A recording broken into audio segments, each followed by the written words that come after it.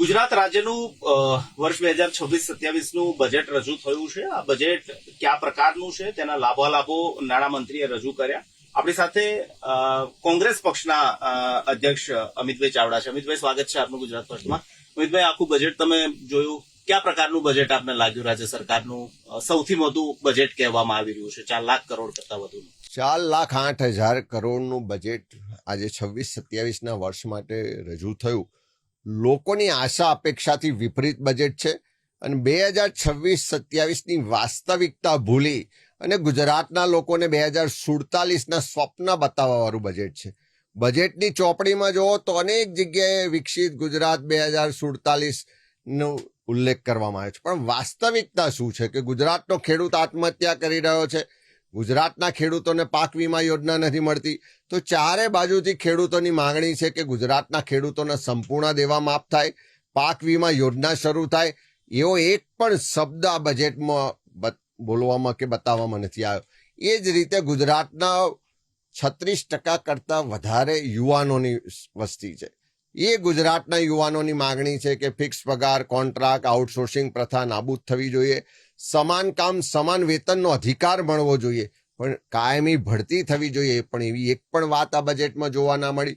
બીજી તરફ જે કર્મચારીઓ છે, આંગણવાડી વર્કર હોય, આશા વર્કર બેન હોય, મધ્યાહન ભોજનના કર્મચારી છે, વિલેજ કોમ્પ્યુટર એન્ટરપ્રેન્યોર છે, કે બધા જ નાના મોટા કર્મચારીઓ છે, બધાની માંગણી હતી કે સમાન કામ સમાન વેતનનો અધિકાર મળે, અમને કામના પ્રમાણમાં સન્માનપૂર્વક વેતન મળવું જોઈએ. પણ એવો પણ ક્યાંય ઉલ્લેખ નથી. ખાસ કરીને ગુજરાતની બહેનો જે 50% વસ્તી છે, એમની અપેક્ષા હતી કે મોંઘવારીમાંથી રાહત મળે એવું ક્યાંક જાહેરાત થાય. બાજુના રાજ્યોમાં 500 રૂપિયામાં ગેસનો બોટલ મળે, બીજા રાજ્યોમાં લાડલી બહેન યોજના આવે ને મહિને 2,000-3,000 રૂપિયા મળે. તો શું કામ ગુજરાતની બહેનોને મહિને 6,000 રૂપિયાની જાહેરાત ના થઈ?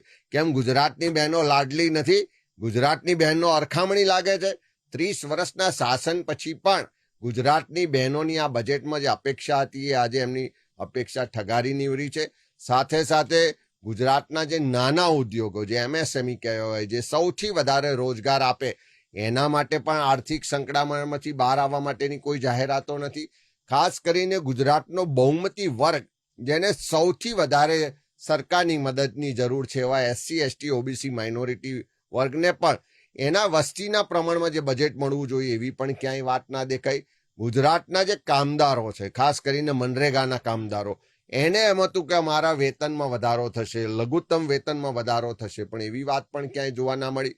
જે સામાજિક ન્યાય માટેની, સામાજિક ન્યાયને અધિકારીતા વિભાગ છે, તમે ગયા વર્ષના બજેટની સરખામણી કરશો તો નહીવત વધારો થયો.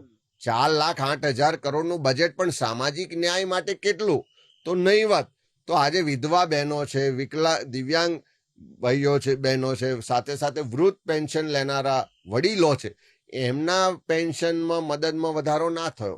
એ જ રીતે અલગ અલગ જે સમૂહો છે, વર્ગ છે, વિસ્તાર છે, એને લાભ કરતું આ બજેટમાં ક્યાંય વાત નથી. એ જ રીતે ગયા વર્ષની સરખામણી કરીએ તો મહિલા બાળ વિકાસ જે વિભાગ છે, જેમાંથી ગુજરાતની 50% મહિલાઓ માટેની યોજનાઓ હોય, નાના બાળકોના કુપોષણ દૂર કરવાની યોજના હોય.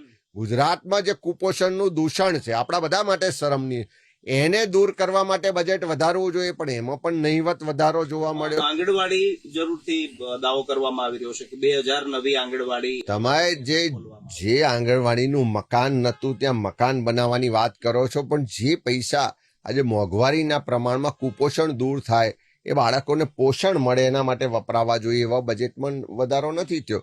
એ જ રીતે તમે શ્રમ રોજગાર વિભાગ જુઓ, એના બજેટમાં પણ નહીવત વધારો. એટલે તમે 50% વસ્તી મહિલાઓની છે, નાના બાળકોની છે, એના માટે બજેટમાં વધારો ના કરી શક્યા.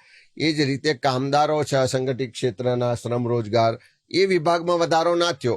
SC, ST, OBC માઇનોરિટી માટે જે સામાજિક ન્યાય અધિકારીતા વિભાગ છે, એમાં વધારો ના થયો. તો વધારો શેમાં થયો? કદાચ તમે ઇન્ફ્રાસ્ટ્રક્ચરમાં પૈસા વધારે વાપરશો, તમે ઉદ્યોગો માટે કે બીજા લાલ જાજમ બિછાવશો, પણ જે પાયાની જરૂરિયાત નીચેનો વર્ગ છે, એવા કોઈ વર્ગને આ બજેટથી ફાયદો નથી થતો. માટે બજેટમાં પણ જોયું કે કહેવામાં આવ્યું કે ઓલિમ્પિક ની તૈયારીઓના ભાગરૂપે અમદાવાદ શહેર હોય કે સ્પોર્ટ્સ ઇન્ફ્રાસ્ટ્રક્ચર હોય, તેનો વિકાસ કરવામાં આવશે, તેમાં ખાસો એવો નાણાં ફાળવવામાં આવ્યા છે. કોમનવેલ્થ ગેમ આવે આવકાર્ય છે, પણ એના માટેનું આપણી તૈયારી શું? સ્કૂલોમાં પ્લેગ્રાઉન્ડ છે, એના માટેના કોચિસ છે, આપણા અહીંના જે રમતવીરો છે એને પ્રોત્સાહન આપવા માટેની કોઈ તમારી નીતિ છે? ખાલી તમે ઇન્ફ્રાસ્ટ્રક્ચર ઊભું કરીને એમાંથી કમિશન કમલમમાં લઈ જવા માટે બજેટમાં જો વધારો કરતા હોય તો હું માનું છું કે એનાથી ગુજરાતીઓને કોઈ ફાયદો નથી થવાનો. તમે કોમનવેલ્થના નામે જે ઘરો પર બુલડોઝર ફેરવ્યા છે એ લોકોને ઘરનું ઘર આપવાનું બજેટમાં શું કામ જોગવાઈ નથી લાયા? તમે ઇન્ફ્રાસ્ટ્રક્ચર બનાવો વાંધો નહીં, પણ ઇન્ફ્રાસ્ટ્રક્ચરની સામે જે સામાજિક ન્યાયની સુવિધા મળવી જોઈએ, જે સામાન્ય લોકોને અધિકાર મળવો જોઈએ, એ આ બજેટમાં ક્યાંય દેખાતો નથી. એટલે હું માનું છું કે જે 26-27ની વાસ્તવિકતા છે, જે લોકોની અત્યારે માગણી છે, જે તકલીફ પીડા છે, એનાથી વિપરીત એને અનદેખી કરી અને ગુજરાતના લોકોને 2047નું સ્વપ્ન બતાવતું આ બજેટ છે. બજેટને માર્ક આપવા હોય અમિતભાઈ તમારે? ગુજરાતની જનતાને જો માર્ક આપવાનું કહે તો 10માંથી 0 માર્ક આપે, કારણ કે ખેડૂતોના દેવા માફીની કોઈ વાત નથી, પાક વીમા યોજના લાવવાની કોઈ વાત નથી, સમાન કામ સમાન વેતનનો અધિકાર આપવાની કોઈ વાત નથી, ફિક્સ પગાર કોન્ટ્રાક્ટ આઉટસોર્સિંગ નાબૂદ કરીને કાયમી ભરતી કરવાની કોઈ વાત નથી, SC ST OBC માઇનોરિટીના એના વસ્તીના પ્રમાણમાં બજેટ આપવાની કોઈ વાત નથી, નથી MSME ને મદદ કરવાની વાત, કે નથી ગૃહિણીઓને મોંઘવારીમાંથી રાહત આપવાની વાત, કે નથી એને કોઈ માસિક મદદ કરવાની વાત. એટલે મહિલાઓ હોય, યુવાનો હોય, ખેડૂતો હોય, નાના વેપારીઓ હોય, કામદારો હોય, શ્રમિકો હોય, એક પણ, અને કર્મચારીઓને OPSની વાત હોય, એક પણ વર્ગને સીધી જે ડિમાન્ડ હતી, એની સીધી માગણી હતી, એને સંતોષવાનું કામ આ બજેટમાં થયું નથી. એટલે હું માનું છું કે આ બજેટ યુવાનો, મહિલાઓ, ખેડૂતો, કામદારો, કર્મચારીઓ, કોઈ પણ વર્ગ આનાથી ખુશ નહીં રહે. સ્થાનિક સ્વરાજની ચૂંટણીઓને ધ્યાનમાં રાખીને બજેટ ની અંદર પણ જોગવાઈઓ કરવામાં આવી, કોઈ એને લાભ થાય આ બજેટમાં જે પૈસા સરકારની તિજોરીમાં આવે છે એ પ્રજાના ટેક્સના પડસેવાના પૈસા છે. એ પૈસામાંથી દર વર્ષે જ્યારે બજેટ બને તો સરકારનું પહેલું ફોકસ ગુજરાતની 6.5 કરોડની જનતા હોવી જોઈએ. નહીં કે પોતાના ચૂંટણીઓ જીતવાના એજન્ડા, નહીં કે તમારે કોમનવેલ્થ ગેમ લાવી છે ને એના માટે તમારે વાહવાહી કરવી છે, નહીં કે નમો નમો નમો યોજનાઓ કરીને અંધભક્તિ બતાવી છે કે વડાપ્રધાનશ્રીની વાહવાહી કરાવી છે. ગુજરાતની પ્રજાની જે આશા અપેક્ષાથી વિપરીત બજેટ છે ને, હું માનું છું કે એનો પડઘો આવનારા દિવસોમાં સ્થાનિક સ્વરાજની ચૂંટણીઓમાં ગુજરાતના લોકો જવાબ પણ આપશે.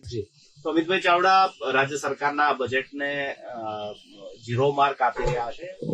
ગ્રામીણ ખેડૂતો કે પછી ગરીબો માટે બજેટમાં કોઈ જોગવાઈ ન હોય તે પ્રકારનું આ બજેટ જે છે તે જણાવી રહ્યા છે.